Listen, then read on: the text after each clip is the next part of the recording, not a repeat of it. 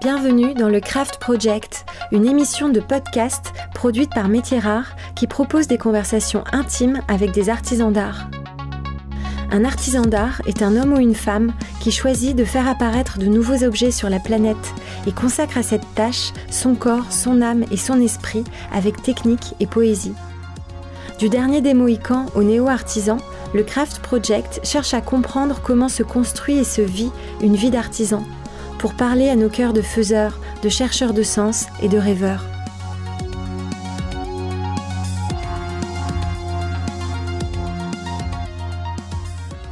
Je suis Raphaël Métiers Rares et aujourd'hui, j'interroge Caroline Salagnac. Caroline Salagnac est professeure agrégée d'art appliqué à l'école Boulle depuis plus de 20 ans. Caroline Salagnac est aussi meilleure ouvrier de France en mosaïque. Mais aujourd'hui, c'est d'enseignement qu'elle va nous parler, de la façon dont les métiers d'art trouvent leur place dans l'histoire de l'art, et de l'art de transmettre à de futurs artisans et artisanes la culture, l'œil et la vision qui font l'excellence des métiers d'art français.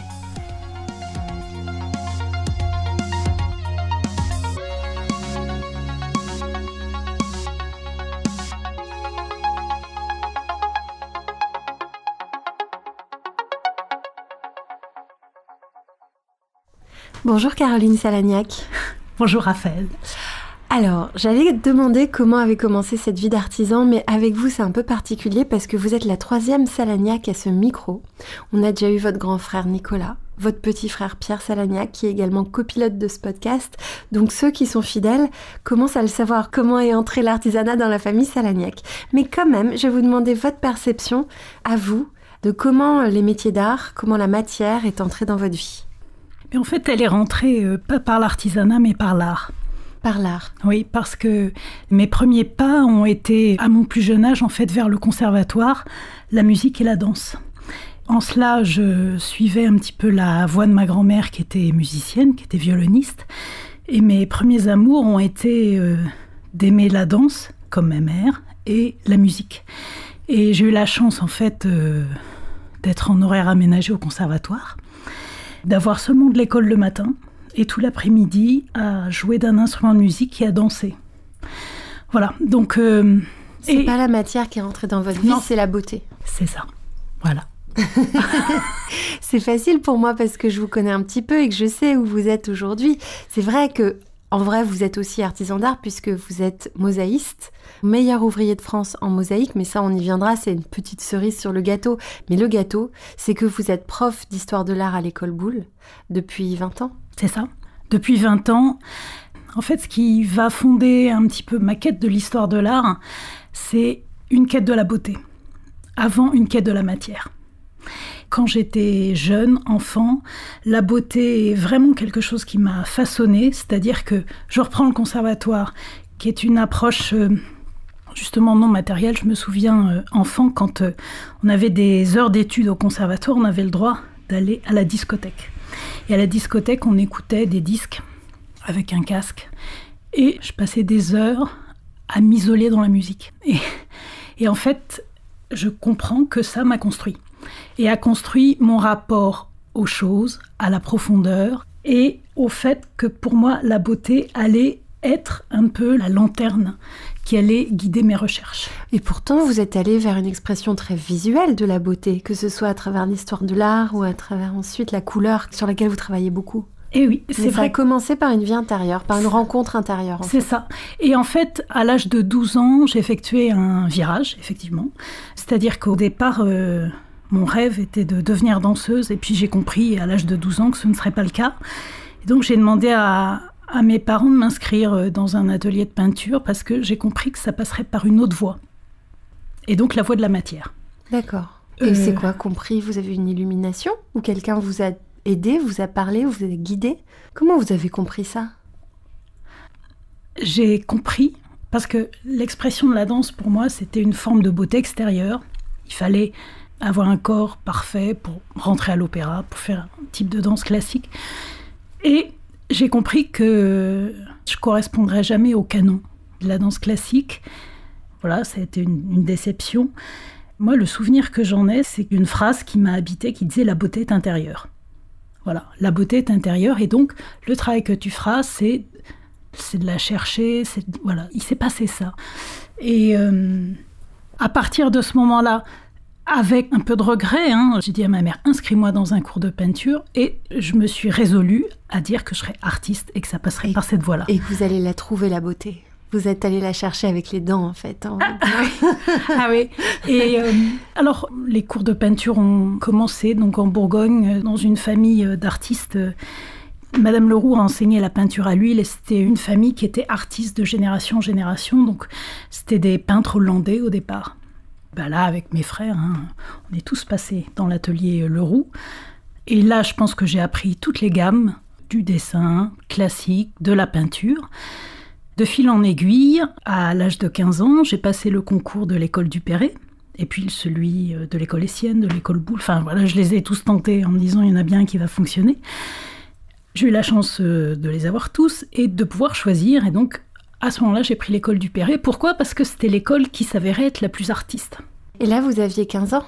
J'avais 15 ans. Donc c'est l'équivalent du FMA, donc c'est formation métier d'art, où on rentre après la 3e. C'est ça. Et alors, à Duperret, c'était pas un FMA.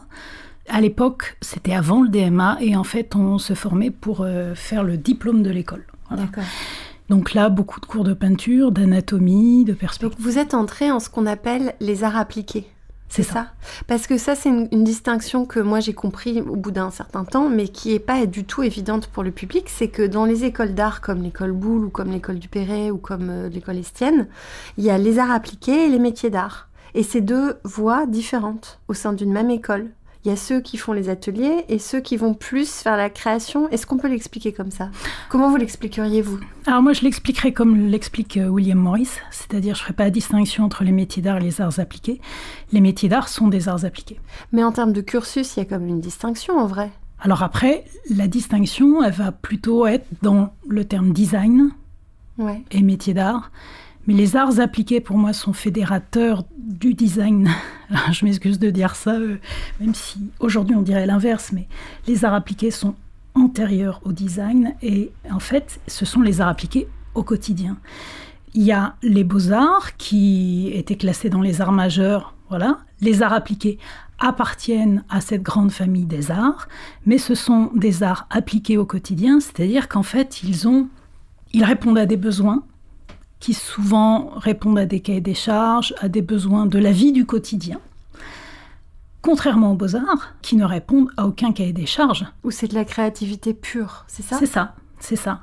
Mais, ceci dit, les arts appliqués font partie de la grande famille de l'art. Bien sûr. Et en fait, en cela, les arts majeurs sont représentés de manière ancienne par les beaux-arts, en fait, sont la grande maîtresse de formation de toutes ces formes-là. C'est-à-dire que la grande maîtresse des beaux-arts, des arts appliqués, pour moi, c'est encore la beauté et le beau.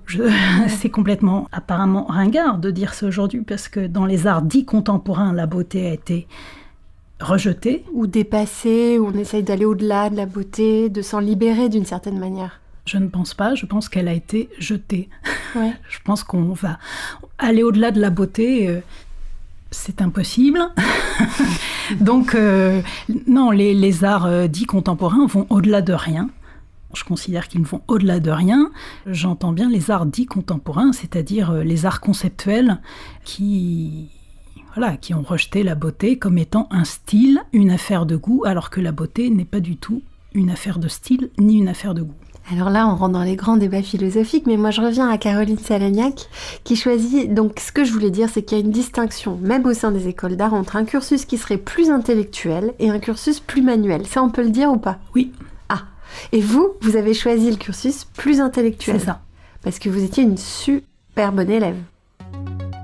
Ce qui est étonnant, c'est que j'ai toujours aimé les livres.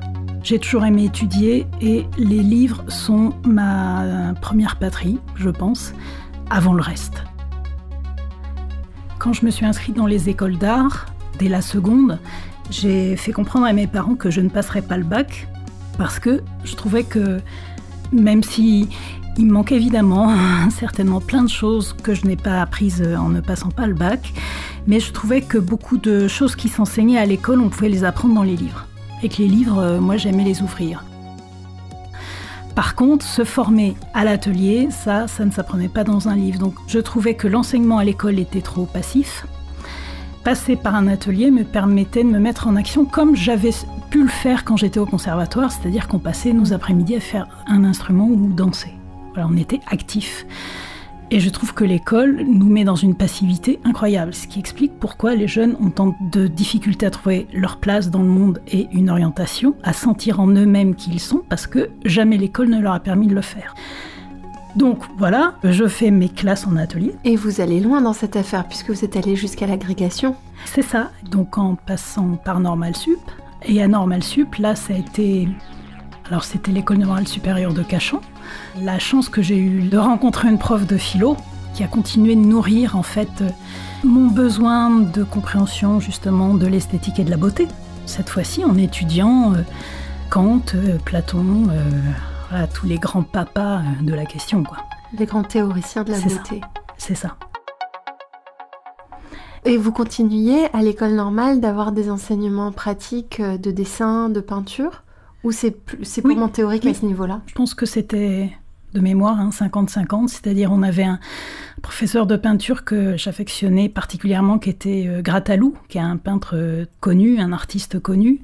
On avait un atelier de peinture qui était monumental, qui était très grand, qui était un espèce de paquebot dans lequel en fait on faisait vraiment de la vraie peinture. C'est quoi la vraie peinture ? Eh ben, c'est s'installer avec son chevalet toute la journée, avec sa toile, ne pas la bouger, ne pas déplacer ses affaires, avoir sa place. En fait, être comme en atelier, c'est-à-dire pouvoir être comme dans un creuset dans lequel on peut travailler à l'œuvre en pouvant se fixer, quoi, avec son matériel et en travaillant régulièrement. C'était pas seulement une petite après-midi par semaine, quoi. Comme c'est le cas aujourd'hui. C'est ça. Dans les écoles d'art. Le cours de peinture durait 8 heures. Bon, bah voilà. À partir de là, on commence à s'échauffer. Vous avez eu un professeur qu'on connaît et qu'on aime qui s'appelle Pietro Seminelli. Vous pouvez nous en parler ? Il était comment comme prof ? On le connaît comme artisan, on l'a interviewé dans ce podcast. Oui, alors Pietro, je l'ai rencontré donc à Normal Sup. Il nous enseignait les cours d'histoire du mobilier et puis aussi il nous formait sur la question de projet. Qu'est-ce qu'un projet en art appliqué ? Le souvenir que j'ai de Pietro, alors il va rigoler, mais c'est que je pense qu'il n'était pas fait pour être prof, mais fait pour être un artiste. C'est-à-dire que moi je l'adorais parce que je percevais en lui une honnêteté, une authenticité, une fragilité évidemment. Il se donnait à fond pour le travail et une générosité incroyable pour ce qu'il nous donnait, mais je me disais, il n'a rien à faire là. Et voilà. Mais il a été un modèle pour moi dans sa fragilité et sa profondeur. Pour moi, c'était un ami à l'ENS. Un ami dans le sens un modèle à suivre. Il y en a eu d'autres comme ça, alors on appelle ça, nous, les anges gardiens, des personnes qui vous ont guidé sur votre voie ? Alors oui, je vais prendre ma grand-mère, qui, quand elle était jeune, a été violoniste et également elle a fait l'école des beaux-arts et elle était peintre. En fait, quand elle s'est mariée, elle a tout arrêté et elle s'est occupée de ses enfants. Et nous, en tant que petits-enfants, quand elle nous gardait, je voyais toutes les toiles au mur qu'elle avait peintes et je percevais la grande générosité, l'abnégation en fait qu'elle avait eue pour... Voilà, c'était l'époque, les femmes arrêtaient, ça c'est malheureux. Mais elle a été, je pense, un révélateur pour moi de femme artiste. Même si elle n'a pas pu, en fait, exprimer son talent toute sa vie, je pense qu'elle a été un déclencheur. Un déclencheur et un modèle. Et c'est pour ça qu'au conservatoire, quand on m'a demandé de choisir un instrument, j'ai pas pris le violon, mais j'ai pris l'alto, mais pour la suiure. Et qu'après, j'ai voulu faire c'est un violon un peu plus grave. Un peu plus grave. C'est entre le violon et le violoncelle. D'accord. Donc, je dirais qu'elle est l'ange gardien intérieur, c'est-à-dire...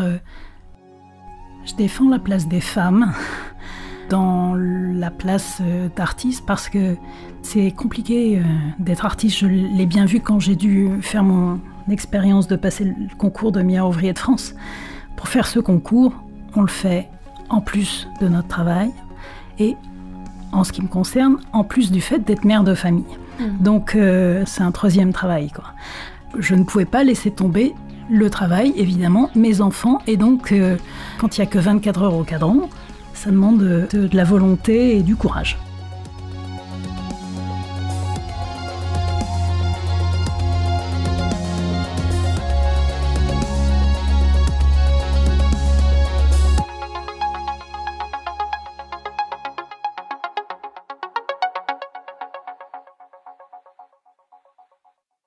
Alors on va revenir justement sur l'étape de prof, mais vous êtes prof depuis 17 ans quand vous décidez de passer le concours meilleur ouvrier de France en mosaïque.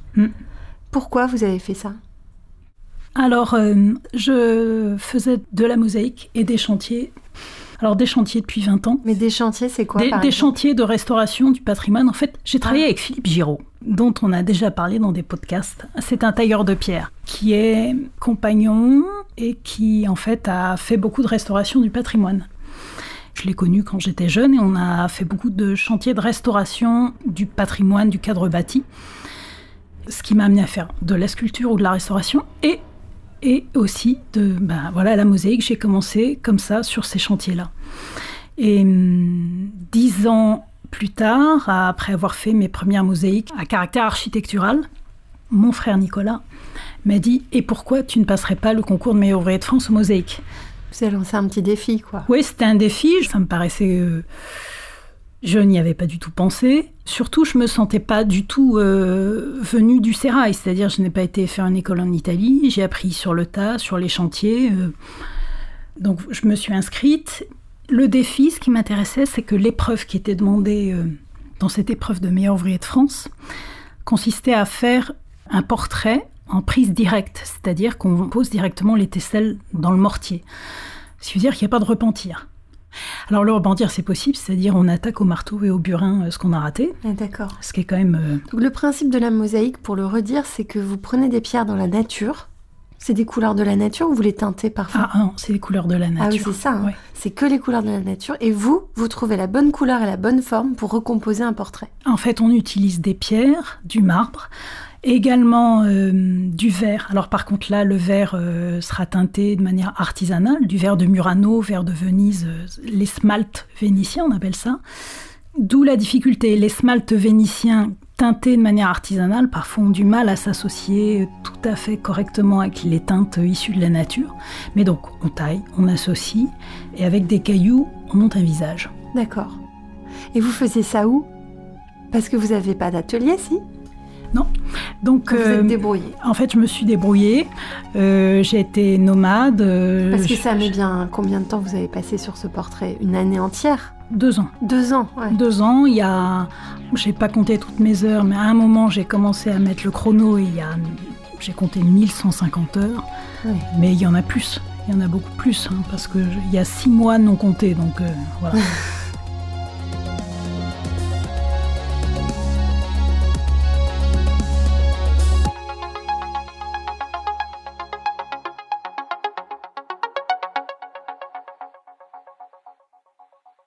Alors, on va revenir sur votre rôle d'enseignante. C'est quoi le titre de votre cours à l'école Boulle ?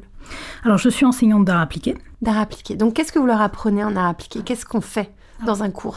En art appliqué, on n'est pas spécialiste d'une chose comme l'histoire de l'art. C'est-à-dire, pour être professeur en histoire de l'art, il faut être soit docteur en histoire de l'art, il faut être spécialisé. Vous êtes agrégé en ? Je suis agrégée en art appliqué. D'accord. Je peux enseigner le projet, l'histoire de l'art, des cours de technologie, des cours de dessin industriel, des cours d'expression plastique.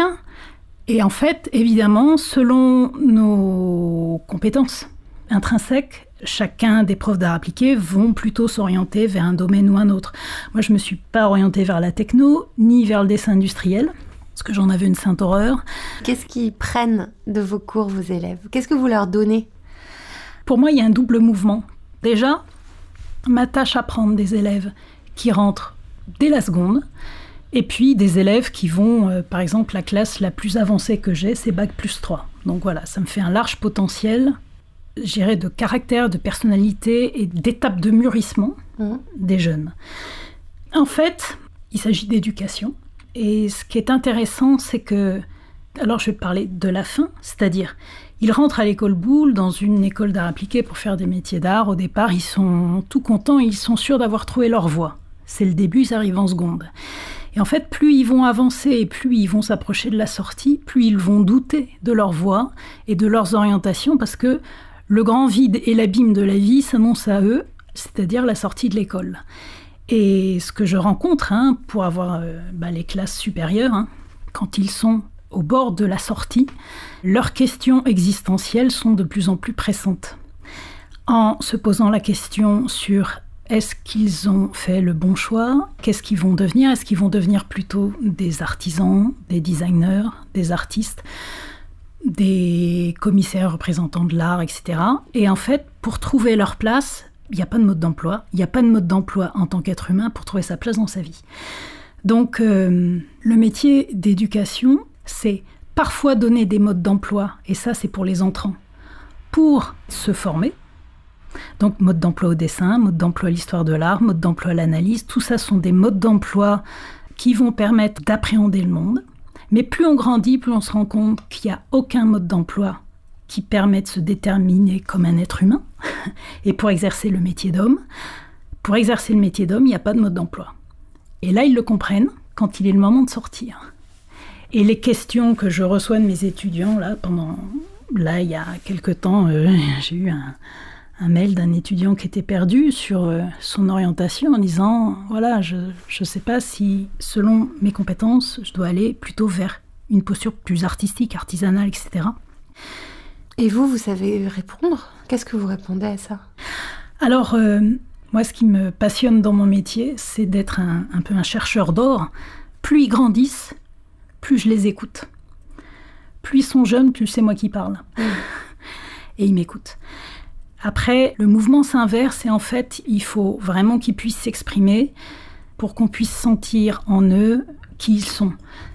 Et pour pouvoir faire miroir et leur dire, tu vois, toi, ta qualité, ta vertu, c'est d'être un meneur d'hommes, c'est d'être un organisateur. Alors justement, vous avez eu l'initiative d'une classe pilote à l'école Boulle qui s'appelle Made in Boulle.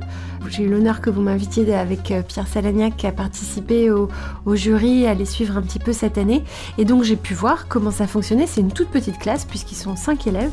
Et là, vous pouvez faire justement ce travail de peaufinage d'une certaine manière parce que vous observez, ils viennent de disciplines et de spécialités complètement différentes et vous les mettez en œuvre sur des projets pour pouvoir expérimenter leurs compétences, leur personnalité. Dans ces conditions-là, évidemment, c'est beaucoup plus facile pour vous de suivre et d'accompagner et de propulser des élèves. C'est pour cette raison qu'on a voulu mettre en place cette classe, en fait une classe post-diplôme, donc qui est non diplômante. L'idée, c'est que c'est un incubateur. Les étudiants, pendant 1 an, ont une salle dédiée dans laquelle ils peuvent, en fait, on a installé un petit atelier à l'arrière de leur salle et ils peuvent bénéficier de l'entrée dans les 13 ateliers de l'école. Donc, en fait, utiliser le parc machine de l'école. Nous les suivons sur des projets personnels.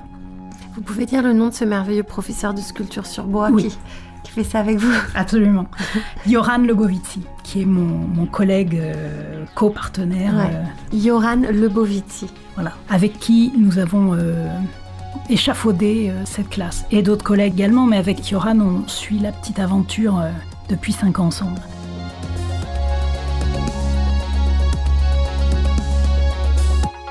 L'intérêt de cette classe, le fait d'être hors diplôme, fait qu'il n'y a aucune contingence extérieure qui les oblige à travailler, qui les oblige à se déterminer et qui les oblige à s'orienter.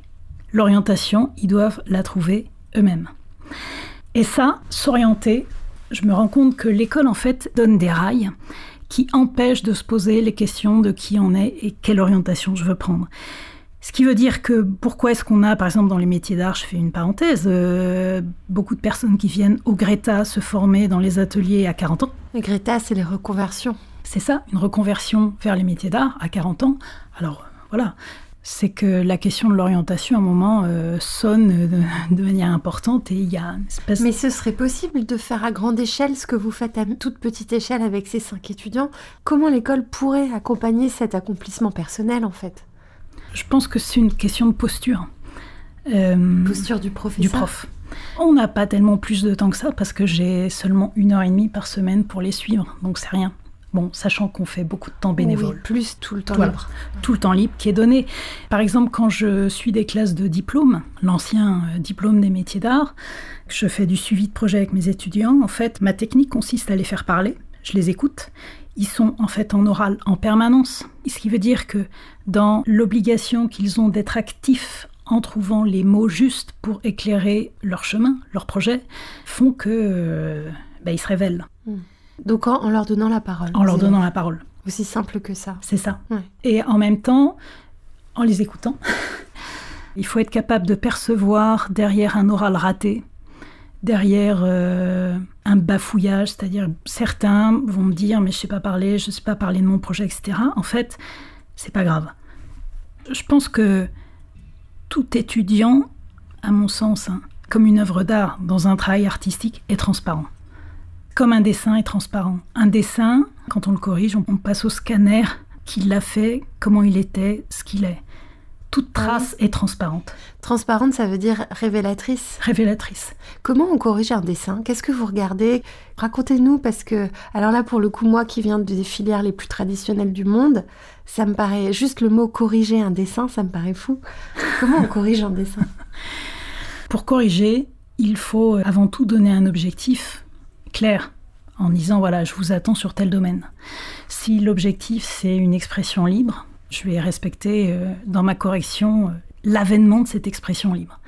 Si l'objectif, c'est une copie, ou le rythme d'un tracé, ou la rectitude d'un trait, c'est ce que je vais regarder. Donc en fait, dans mes demandes, selon l'évolution des élèves, entre ils sont entrants ou ils sont sortants, les demandes que je vais faire seront différentes. C'est quoi ? Vous pouvez essayer de m'expliquer ce que c'est que le rythme d'un tracé ? Il y a par exemple, quand on fait à la plume ou au stylo noir, ou par exemple des hachures, des croisillons, pour pouvoir faire un ombrage ou pour donner une matière à un vide, des nuages, voilà, comment je matière des nuages. En fait, c'est le dessin, ça a donné une matière à un vide. C'est ça qu'on fait quand on dessine. Et c'est toutes les façons qu'on a de le faire. C'est ça. Reprenons le nuage, c'est-à-dire si c'est un nuage d'orage et qu'il est comme une force qui tape sur une enclume qui est la terre, c'est évident que la marque du feu, du dessin, du crayon, du pinceau, elle aura cette authenticité de ce que je vais vouloir exprimer. Quand je corrige à voix haute tous les dessins devant ma classe, et souvent j'utilise l'humour en disant, bon, là, ça se voit dans ton dessin, tu t'emmerdais. Ça se voit, et puis il rigole, parce qu'il voit bien. Je dis, ouais, tu l'as fait pour me faire plaisir, mais t'étais pas là, quoi. Ouais. Donc je disais, tu regardais quel film sur Netflix pendant que tu faisais ça ? Et il rigole. Et ils voient à quel point je les vois dans leurs dessins. Et juste, c'est pas grave, c'est pas un problème. Mais ils doivent comprendre à quel point un dessin exprime une présence. Toute beauté est une présence qui s'incarne dans le monde. Et tout l'art qui suit cette même voie-là d'expression de l'intelligible vers le sensible, c'est de l'intelligible qui devient présence. Présence sensible. La seule différence, c'est que pour qu'une présence puisse être interceptée, il faut une autre présence. Il faut quelqu'un qui regarde. Un coucher de soleil, si personne ne le regarde, c'est une beauté perdue. Donc, la beauté naît de la rencontre de deux présences qui font que... Quelqu'un qui va exprimer quelque chose et quelqu'un qui va le recevoir. C'est ça. Et vous, ce que vous faites, c'est que vous leur apprenez un langage. Un langage pour traduire ce qu'ils ont perçu de cette inintelligible et le rendre sensible. Oui. Et pour apprendre ce langage, j'utilise une voie assez classique. J'ai parlé de ma formation à Duperré, après à l'école Boulle, à Normal Sup. Mais en parallèle, j'ai continué en cours du soir, à la mairie de Paris, des cours. Alors, ceux qui m'ont le plus marqué sont les cours de peinture japonaise, au pinceau, à l'encre. Et là, par exemple, j'ai appris dans la peinture chinoise et japonaise, dans la tradition picturale chinoise, pour former un artiste, on va commencer par lui faire regarder toutes les peintures des anciens et essayer de voir en fait ce qu'ils appellent la chorégraphie du trait, c'est-à-dire se poser la question quand l'artiste a commencé son œuvre, par où il a commencé, et ça on le voit parce que l'encre, le démarrage du coup de pinceau va être très noir, c'est le démarrage de l'encre, et au fur et à mesure, à la fin, quand le pinceau se vide, on aura un gris, voilà. Donc, il rentre dans les pas du peintre. Première chose. Deuxième chose, pour se former, ils vont observer la nature des 10 000 êtres, c'est-à-dire toutes les choses, c'est-à-dire fleurs et oiseaux, et apprendre à dessiner toutes les petites choses. En fait, copier l'univers sensible, ils vont s'aider justement en copiant les grands artistes. C'est comme ça qu'on apprend en Chine, en copiant les anciens. En copiant les anciens. Et par exemple, je me souviens d'une classe, je leur avais donné comme exercice, on avait travaillé sur terre, eau, air, feu. Et donc, par exemple, pour air, je leur disais, vous allez traduire les nuages. Et pour traduire les nuages, vous allez chercher des grands artistes, alors en dessin, qui ont exprimé de la manière la plus sublime l'évanescence d'un nuage. Je me souviens d'une étudiante qui avait été cherchée chez Léonard de Vinci. Et donc je lui disais, tu vas copier cette manière de faire de Léonard de Vinci, se poser la question de sur quel papier il travaille, comment il teinte son papier pour lui donner déjà une assise, il s'y prend comment, avec quel outil Léonard travaillait-il, et dans la chorégraphie, par quoi il a commencé, quel geste, quel rythme, etc. Et alors je disais, vous aurez 20 si je ne vois pas la différence entre Léonard et vous. C'est arrivé ? Ah oui, ça arrive. Oui, ça arrive. C'est-à-dire que quand on prend cette posture chinoise qui est de rentrer dans le trait, qui est de rentrer dans la gestuelle, dans la chorégraphie, mais l'œuvre nous parle.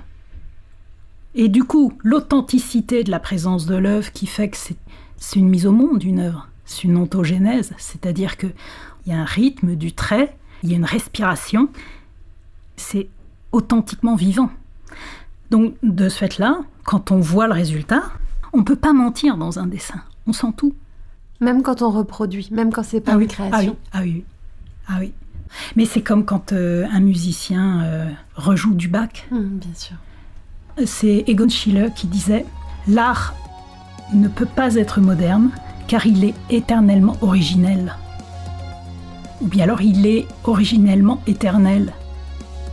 C'est-à-dire que à chaque instant, chaque présence du travail de l'œuvre, c'est se retrouver à l'origine de l'œuvre, à chaque instant. J'ai écouté une conférence d'André Comte-Sponville sur l'art dit contemporain.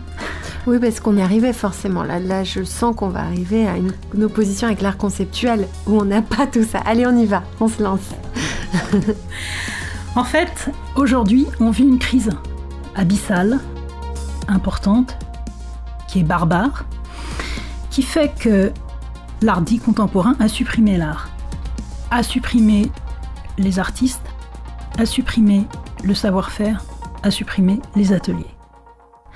Au profit d'un produit financier, qui est l'art dit contemporain. C'est seulement un produit financier pour faire marcher les caisses des ultra-riches, voilà, je le dis. C'est un art qui s'apparente, c'est pas un art, enfin c'est une pratique qui s'apparente aux produits industriels. C'est-à-dire ce que produit Jeff Koons, ça n'est rien d'autre qu'une production d'objets comme le ferait Renault. D'une belle carrosserie. D'une belle carrosserie.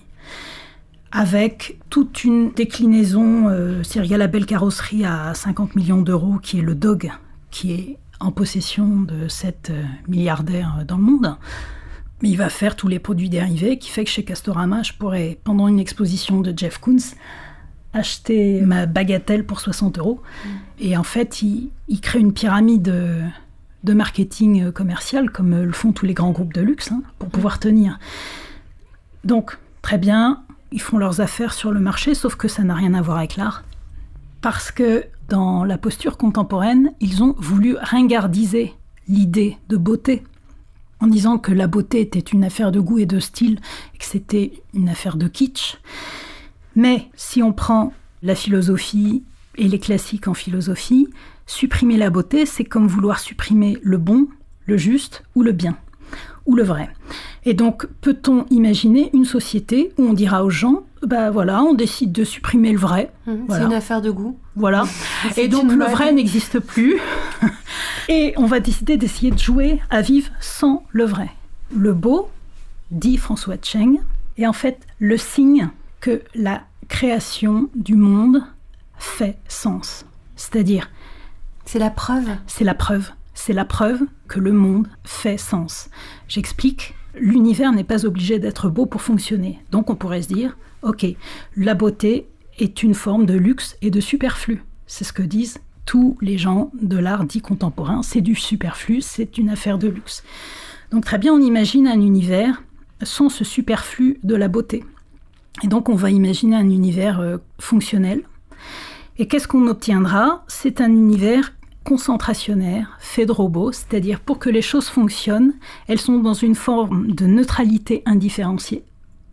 Toutes les choses vont être les mêmes, on va créer des robots, quoi. Ce qui fait, et qu'est-ce qu'on observe dans le monde ? Pas un brin d'herbe n'est identique à l'autre, pas un arbre n'est identique à l'autre, pas un nuage n'est identique à l'autre. Qu'est-ce qu'est la réalité du monde manifesté ? C'est que pour que le monde puisse exister, chaque chose doit être différenciée et singulière. Et sa singularité fera sa présence au monde. Et qu'est-ce qui fait qu'on a besoin que chaque élément soit différencié? C'est qu'elle puisse s'attirer l'une l'autre pour engendrer, pour faire en sorte que le monde se transforme, évolue, crée, procrée. Sans l'amour qui va créer une relation entre le différent, sans l'amour qui va attirer, qui va aimanter le différent et les présences singulières, il n'y a pas de vie possible. On voit que dans le cœur de ce qui fait le vivant du monde, il y a la beauté qui arrive ici comme signe de différenciation pour faire en sorte que chaque élément soit singulier dans le monde et que cette singularité s'exprime dans une présence manifeste. Ce qui fait que, quand je disais la beauté nous permet de comprendre que le monde fait sens, c'est un mot du vocabulaire français qui est comme un diamant, parce que ce terme de sens a 3 significations. C'est le sens dans le terme de sensible, les 5 sens, ce qui me permet d'appréhender le monde et de ressentir, d'avoir des sensations, donc c'est ce qui va donner l'esthétique. Aesthésis, c'est sensation, le ressenti du monde. Je ressens le monde par mes sensations. La deuxième signification du mot sens, c'est la direction, le sens, le chemin que je vais emprunter. Et enfin, c'est la signification. Ce qui veut dire que, je reprends la beauté, quand je vois un beau visage singulier, imaginons à l'inverse, si dans le premier cas, quand je disais la beauté n'existe pas, on aurait tous les mêmes visages, parce que c'est... Voilà. Parce qu'on s'en ficherait, tant qu'on a des yeux, un nez, une bouche. Mais pas un visage n'est identique. Si je suis attirée par un beau visage, je vais d'abord ressentir une émotion forte. Je vais avoir un ressenti, une sensation immédiate, intuitive, qui ne passe pas par l'intellect. Et ça, c'est très important comme voie de connaissance. Puis, je vais vouloir me diriger vers elle. Je vais cheminer, je vais être attirée vers elle. Je vais opérer un cheminement. De manière intuitive, je vais être attirée par elle. Et en fait, ce cheminement va faire sens pour moi, ça va engendrer une signification, ça va m'éclairer. La beauté... Je ne sais pas si l'exemple du visage finalement est le meilleur, même si ça nous a bien montré les 3 différents sens. C'est qu'en plus on a commencé cette histoire et ce parcours en parlant de la beauté physique, mais qui est ramenée au degré 0,5 de la beauté d'une certaine manière, qui était la beauté de la danse, qui devait d'une certaine manière et qui privait tous ceux qui n'étaient pas dans ce critère-là. C'est marrant qu'on revienne au visage ou à la beauté physique, alors qu'en fait, je me serais dit que vous alliez me parler de la beauté d'un coucher de soleil ou la beauté du parce lac. Que justement, alors là je prends... Parce que Platon en fait parle d'une échelle de beauté, parce que pour lui, nous allons devoir nous éduquer à la beauté, c'est-à-dire éduquer nos sens. Il disait que dans un premier temps, l'homme, la femme, sera attiré par la beauté des corps. Puis, petit à petit, en fait, il va aller vers l'intelligible, vers la poésie, voilà, la beauté d'une idée. Ouais, d'accord. En fait, c'est notre premier contact avec la Notre premier contact, c'est avec la beauté des corps. Ouais, et puis la beauté de sa maman, quand on est un bébé. Mais même la beauté d'un paysage. Ouais. La beauté d'un paysage, c'est la beauté formelle. C'est notre premier contact.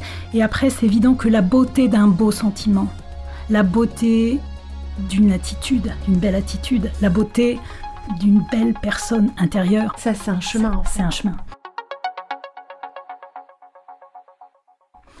Pour revenir à ce que je disais tout à l'heure sur l'orientation des étudiants, dans le mythe de Prométhée, l'histoire dans l'Olympe, les dieux s'ennuient.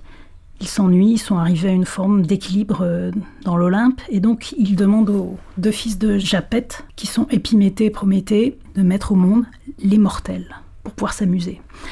Épiméthée, en grec, ça veut dire celui qui n'anticipe pas, celui qui ne réfléchit pas, c'est le gros benet. Et Prométhée, c'est celui qui anticipe.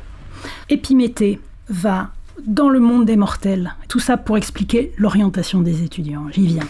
Il va créer les animaux et il va leur donner 3 choses, des dons, des archétypes et une place dans l'univers. Donc des dons, donc le lapin, il va lui donner la rapidité, courir très vite pour pouvoir échapper au renard.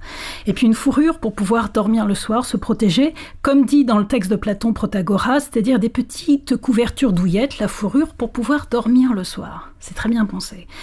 Les oiseaux, on va leur donner des ailes, les tigres des griffes, etc. Donc ça, ce sont des dons. puis leur donne un archétype, c'est-à-dire un modèle de vie, un mode d'emploi. Donc les petites tortues de mer, leur mode d'emploi, c'est dès qu'elles naissent, elles ont le bec vers la mer et elles se dépêchent d'aller à l'eau pour ne pas se faire manger par les oiseaux. Et enfin, une place dans le monde, c'est-à-dire les oiseaux tiennent le haut du ciel, les poissons tiennent les lieux des océans, etc.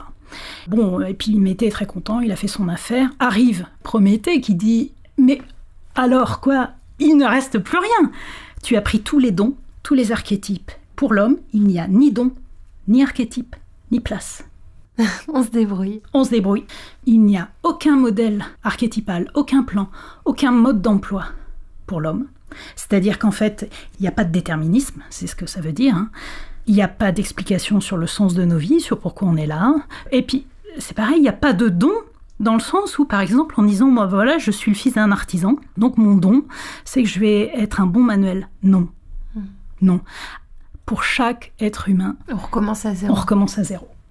Et j'ai pas de place non plus dans l'univers qui m'est dédié. Je peux être président, je peux être balayeur, je peux être roi. Voilà. Alors, nous n'avons pas de petite fourrure pour dormir la nuit, pas de griffes pour pouvoir nous protéger, pas de place dans l'univers, pas de modèle archétypal pour nous orienter. Que va faire Prométhée ? Il va aller prendre le feu dans les forges d'Héphaïstos, le feu de l'intelligence qui éclaire, etc., qui va permettre d'engendrer les civilisations, le feu, pour que l'homme puisse s'éclairer. Et puis, il va aller dans les ateliers d'Athéna, qui correspondraient à l'atelier de Léonard de Vinci. Il va aller prendre les arts. Il va offrir aux hommes le feu et les arts d'Athéna. Qu'est-ce que ça veut dire ? Ça veut dire que, dénué de dons, l'homme va devoir construire sa carapace, c'est-à-dire sa maison. En tant qu'artisan, il va devoir se fabriquer des vêtements parce qu'il n'a pas de fourrure. Donc c'est ça qui nous sauve en fait. C'est de faire, c'est de savoir faire, c'est d'avoir la possibilité de faire. Oui, c'est ça qui nous sauve. Dans le texte de William Morris, L'art et l'artisanat, on est dans les années 1860-1880. À cette époque-là, les hommes sont privés du fer, c'est-à-dire qu'il y a une révolution au sein de l'Angleterre, qui est la révolution industrielle, qui font que les artisans deviennent des ouvriers.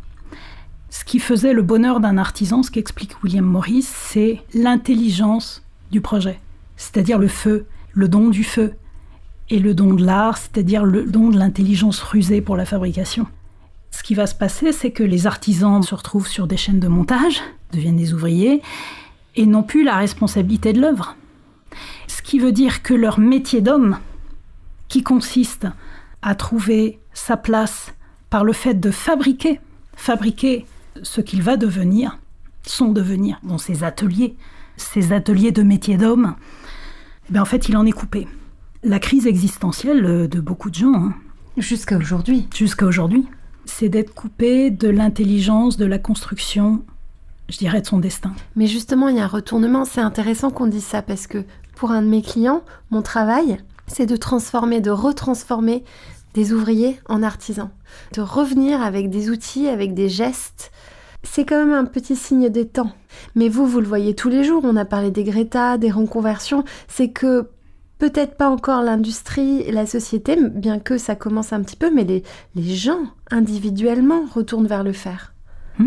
De manière massive. Oui. On le voit avec l'attrait pour les métiers d'art, l'attrait des makers.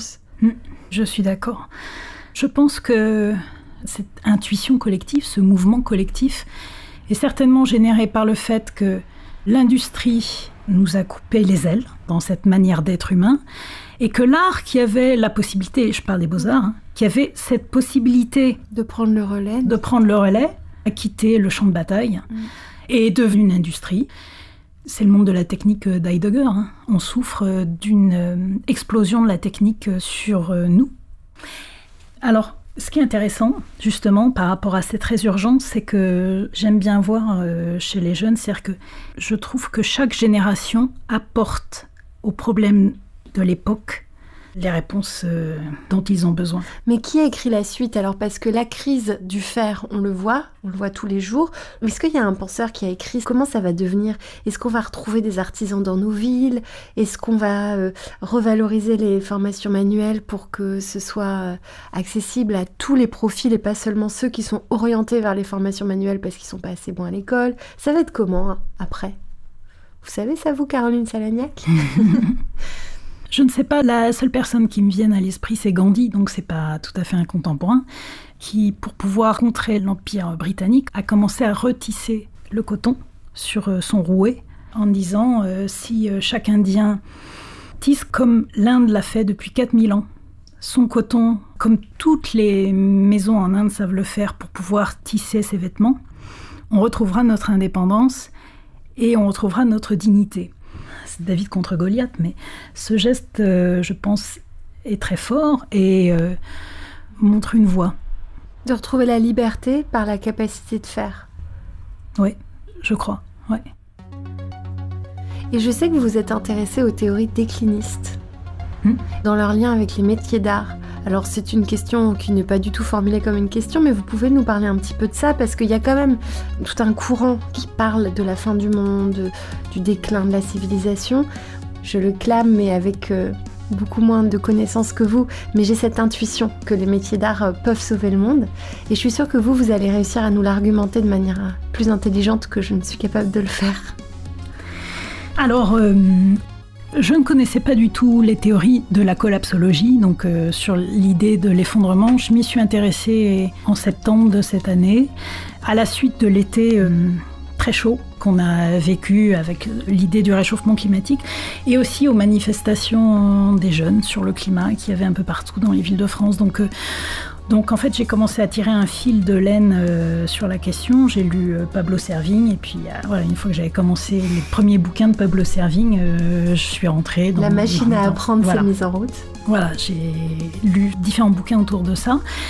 Et la question qui se posait, donc pour prendre une idée simple, notre société de consommation est sur l'idée de j'extrais et je jette. J'extrais des mines, j'extrais de la terre et je jette.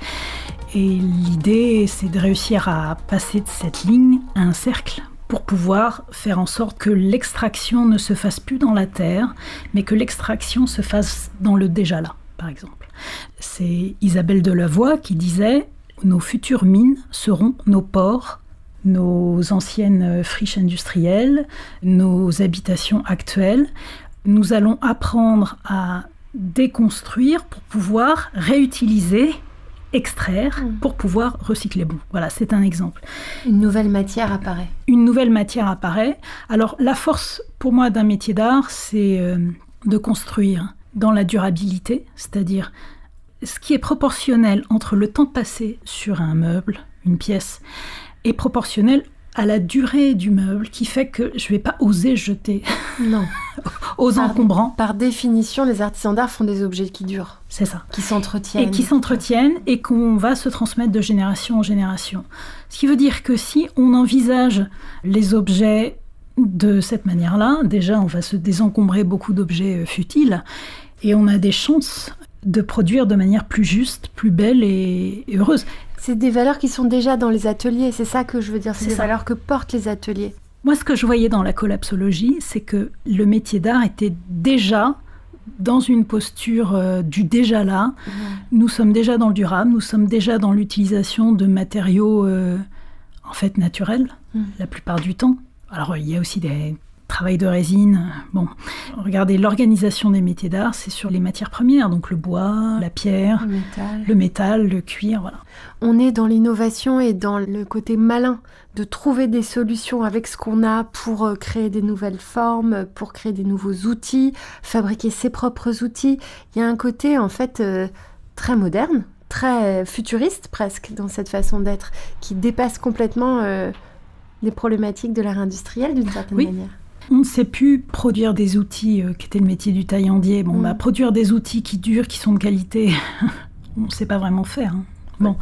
La société, mais l'artisan, ils savent. L'artisan sait. Ils fabriquent ces outils, c'est le premier truc qu'ils apprennent, non, à Boule. Et aussi, ce qui est intéressant dans toute cette posture de dire ce que peut faire l'artisan des métiers d'art en produisant des meubles pérennes qui vont organiser notre quotidien.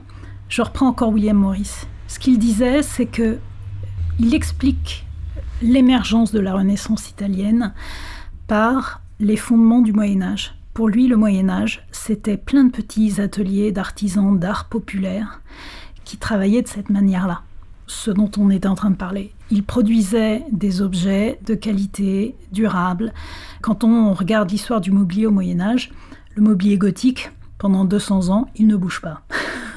Donc l'idée de progrès, de style, etc., c'est pas leur affaire. Les arts médiévaux sont florissants. C'est un art populaire, très riche.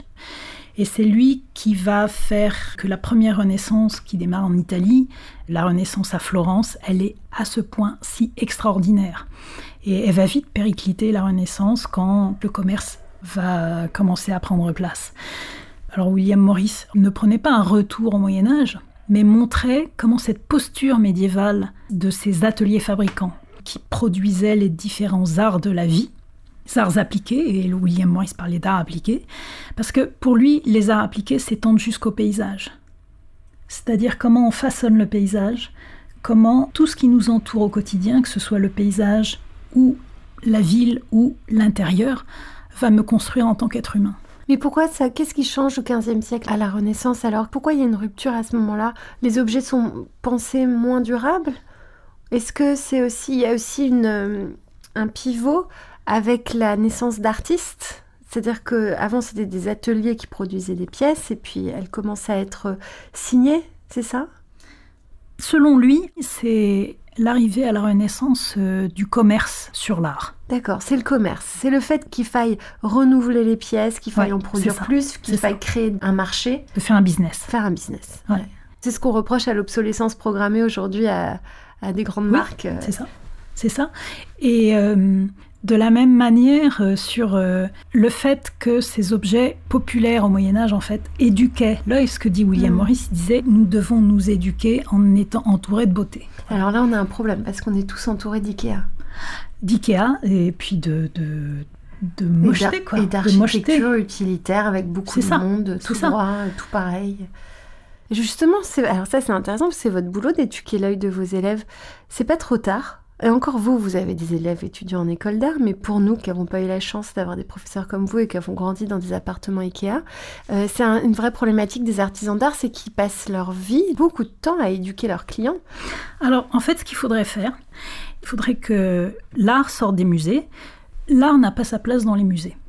L'art a sa place dans l'ensemble des architectures du quotidien. Alors c'est pas moi qui dis ça, c'est Proudhon.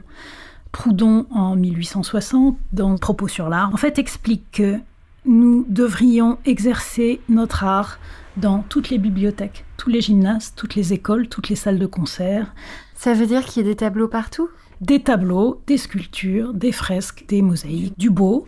Et en fait, Proudhon, qui était un communiste, prône l'éducation populaire par la beauté au sein de tous les lieux collectifs et individuels, l'habitat individuel, mais lui, au départ, il pense qu'il faudrait qu'on s'exerce au travail de la beauté et que les artisans et les artistes puissent œuvrer dans ce sens dans tous les lieux publics.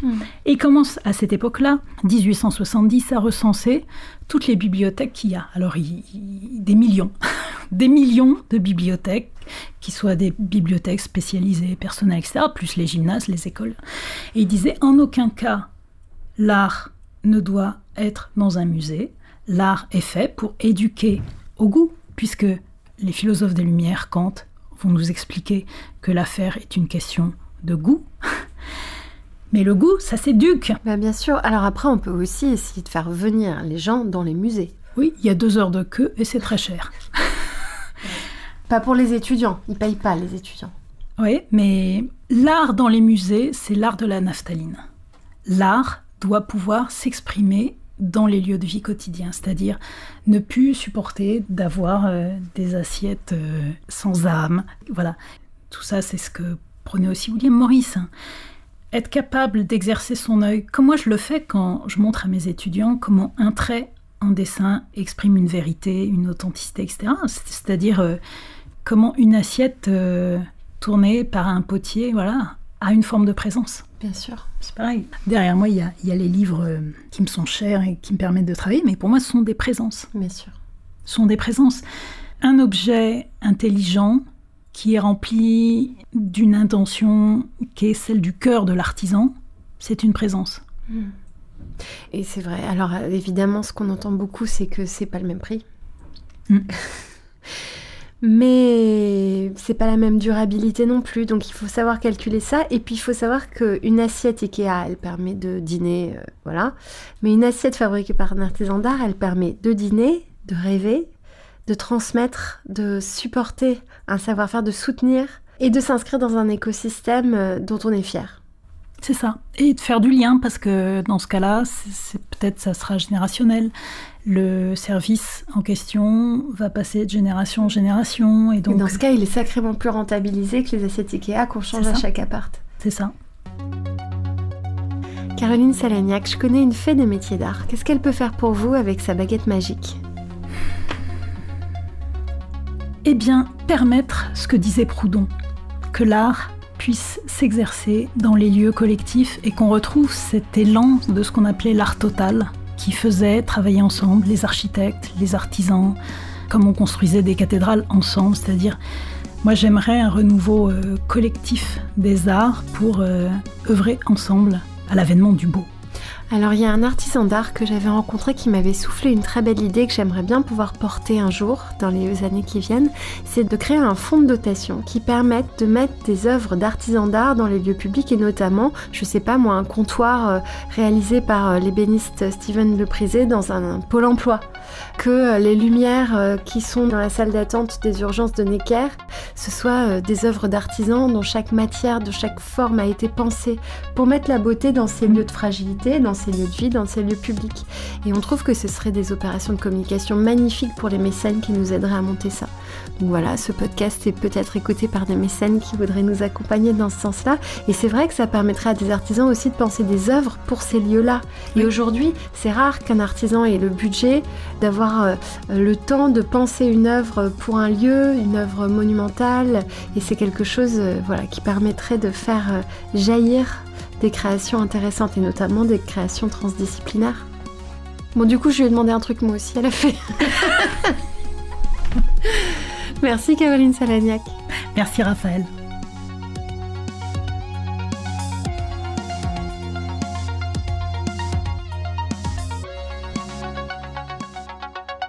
Métiers Rares est un studio de craft thinking.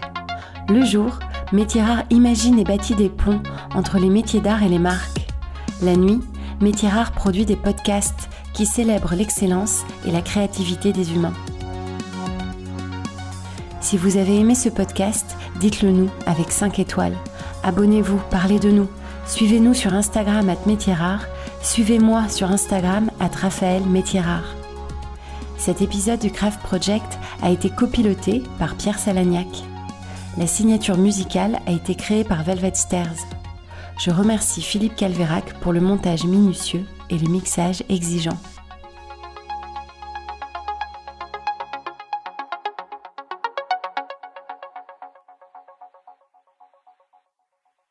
C'était bien. T'es contente? T'as dit ce que t'avais à dire? Ouais, j'ai tout dit ce que j'avais à dire. Bah c'est bien. C'est facile, Ouais. C'est facile, hein. Facile. C'est tranquille, en fait. C'est un bon moment? Moi, la peur... la question que je me posais, c'est quand t'es prof, tu racontes pas ta vie privée, et puis en fait, comme on parle d'art, ça n'a rien de privé. Non, parce que ton parcours, il est clair, en effet, une vision de l'art et de la beauté, une quête qui est instructive pour tes élèves aussi. C'est ça. Et ce qui est sûr, c'est que dans ma manière d'enseigner, tout ce que j'enseigne, je l'expérimente avant. Parce que je sais pas enseigner quelque chose que j'ai pas cherché, que j'ai pas expérimenté, que j'ai pas éprouvé. Donc, c'est ton côté concret aussi. Ouais, c'est mon côté concret. Donc, je vais faire les exercices avant. Et donc, c'est pareil, je vais m'entraîner à dire la chose. Et cet accès direct à la connaissance qu'est l'intuition est un accélérateur pour l'humanité. C'est ce que disent les grands penseurs. C'est pour ça que j'en veux tellement à l'art dit contemporain de n'avoir rien compris. C'est un manque d'études, hein. C'est des benets, ces mecs-là. Parce qu'en fait, ce qui est intéressant sur l'art dit contemporain, c'est qu'aucun intellectuel de notre époque ne les soutient, à part Michel Onfray. Les grands intellectuels de notre époque étaient Michel Serres, André Comte-Sponville, Luc Ferry, tous ces gens-là, mais disent clairement que c'est une supercherie. Et donc, c'est la première fois dans notre époque qu'un art n'est pas suivi par ces intellectuels. Même Sartre, qui était un grand pianiste, réfutait en fait toutes les expériences d'art sériel, de musique sérielle, etc. C'est ce qui te rend en colère contre l'art contemporain, c'est que justement ils ne prennent pas cette responsabilité d'artiste que d'être un canal vers cette connaissance intuitive qui change le monde. Donc eux, ils ne peuvent pas changer le monde. C'est ça. Est-ce qu'il y a un art qui subsiste en parallèle ? Alors oui, en France, on l'appelle l'art caché, c'est-à-dire il y a beaucoup d'artistes, peintres, sculpteurs, graveurs, etc., qui existent, mais qui ne sont pas exposés. À la FIAC, on ne les voit pas. Dans les galeries, ils n'ont pas de place. Et donc, ces gens-là crèvent la faim. Ouais. Alors que dans les autres communautés aux États-Unis, tous les arts de la main, peinture, sculpture, etc., ont leur galerie, ont leur expression, ont leur public. Donc subsiste. Subsiste. Ah oui, subsiste. Mais en France, non. Ah non. En France, pour ça, il faut voir comment l'art contemporain s'est mis en place en France dans les années 80 avec Jack Lang. Jack Lang, en fait, a utilisé l'art contemporain comme une espèce de forme d'avant-garde de gauche pour pouvoir montrer que la gauche était d'avant-garde. Bon. Mais comme ceux qui faisaient le diktat de l'art, c'était New York, et que New York se battait contre l'art russe d'avant-garde, qui était politique, qui était communiste, donc tout art de gauche, en fait, était banni des Américains, au MoMA, voilà. Donc, avant que ça s'appelle l'art contemporain, ça s'appelait les arts d'avant-garde. Et c'était Moscou, en fait, qu'en était la plateforme tournante. C'est-à-dire tous les avant-gardes de l'époque de Sartre, justement, c'était André Breton, tous ces gens-là étaient communistes, étaient dans une forme révolutionnaire d'avant-garde. Ça, c'est l'époque de la guerre froide.